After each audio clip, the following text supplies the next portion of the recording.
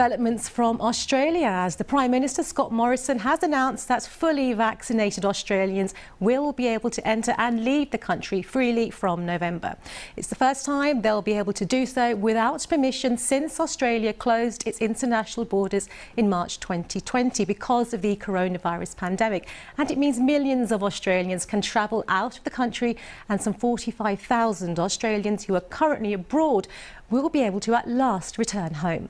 Let's take a listen to what Scott Morrison had to say. It will be time very soon that we will be able to open those international borders again, and that will enable Australians who are fully vaccinated and Australians and residents of Australia who are overseas who are fully vaccinated to be able to travel again and to be able to lift those caps. This will happen next month. That's when it'll start. So what does this all mean practically? People will be able to travel when their state's vaccination rate hits 80%.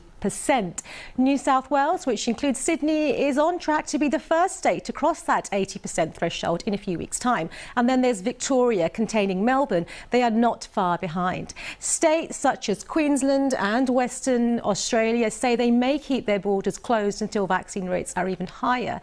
And Australia's 14-day hotel quarantine, which costs each traveller over $2,000 is to be phased out. It will be replaced by 7 days of home quarantine for vaccinated travellers. Travel will not immediately be open to foreigners, but the government says it is working towards welcoming tourists back to our shores. Our Australia correspondent Shama Khalil is in Sydney with the very latest. Fully vaccinated is the key, and 80% vaccination for states is also the key for this highly and hugely anticipated and really a very emotional moment for many Australians here in the country, but also abroad as well. The Prime Minister, in his announcement, said that states who have reached 80% vaccination will be able to open international travel, and those who are traveling and coming back, or those who are coming back from overseas, will go into a 7-day quarantine, home quarantine.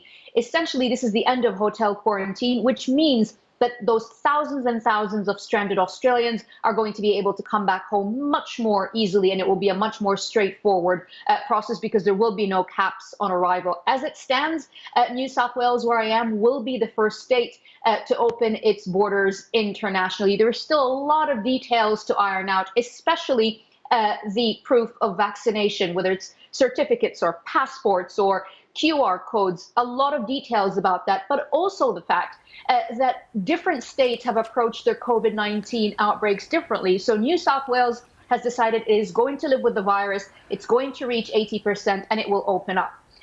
Queensland and Western Australia, they have a very different picture there. They're still going for elimination, they're still going for zero COVID, and they've always been the strictest, always the first to close, always reluctant to open their borders. So we still don't know where they stand on international borders because it will mean a spike in COVID-19 cases. So you could have a scenario in the near future where someone in Sydney, where I am, for example, will be able to travel to London or Paris or New York, but they won't be able to travel to Perth or Brisbane because these states will still be closed. So it will be an interesting, if confusing, scenario, but I think generally a huge sigh of relief for many Australians with. अगर आपको मेरी video अच्छी लगे तो please like कीजिए, share कीजिए और subscribe करना तो बिल्कुल मत भूलना।